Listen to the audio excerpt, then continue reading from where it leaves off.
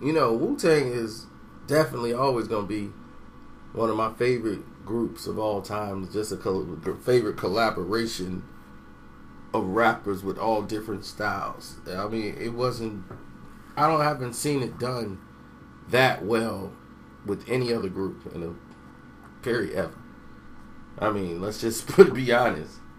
Wu-Tang is an anomaly that's going nowhere.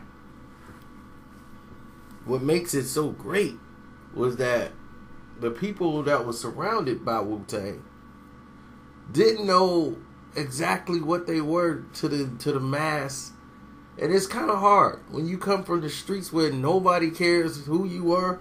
They walk past you every day, and now people see you and they stop and they want to sign your autograph, and they wearing fangs in the fronts and the mouth, you know, and they want to look like you. It's kind of mind blowing. It's kind of a different type of power that people get.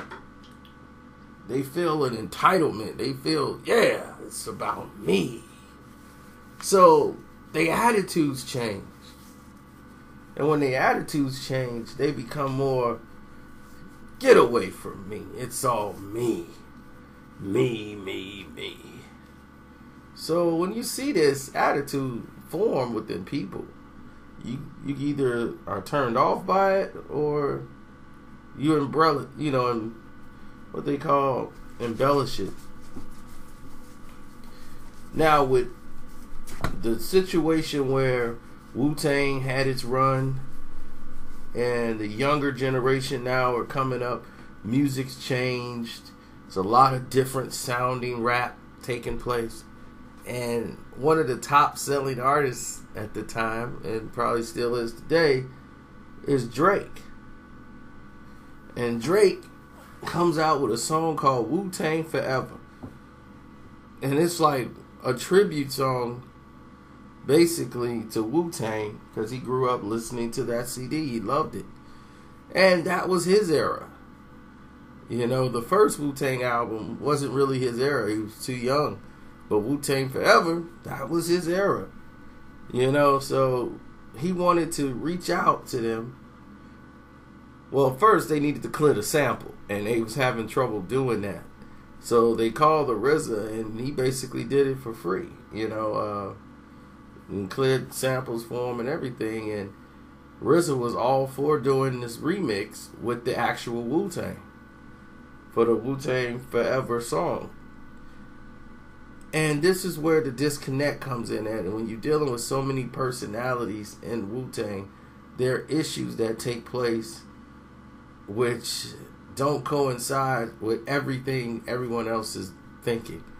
Even though the RZA is he's the leader, he decides what goes and what don't. RZA can't make these guys do anything. They got their own individual careers and their own decisions, but they don't realize what all they're doing. This wasn't about money. You were going to make a lot of money doing this song, but they never looked at the possibility of what they're trying to do. What it was going to do was open Wu-Tang up to a whole new younger audience that Drake has. And really, like I think the RZA said it before, it was an alley-oop.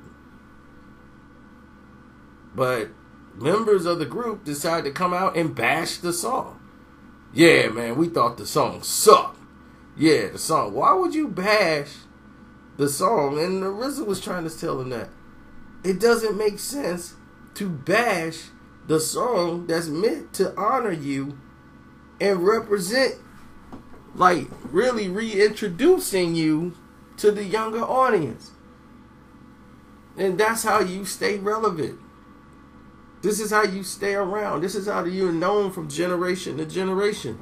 This is what he meant by Wu-Tang Forever. He's like, this is why we said Wu-Tang Forever.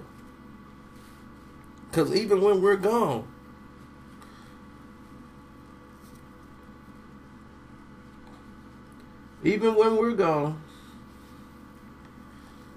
our music could be here to keep us alive forever. So we're not always going to be here in the physical form.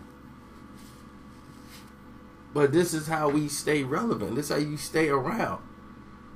Now they get it. But 4 years ago, when this could have went down, they didn't see the light. The RZA saw the light. They didn't. And because some of those members didn't do it, and RZA's like, if it's not all of us, it's not going to make sense. So, it wasn't done. And that was another missed opportunity that wasn't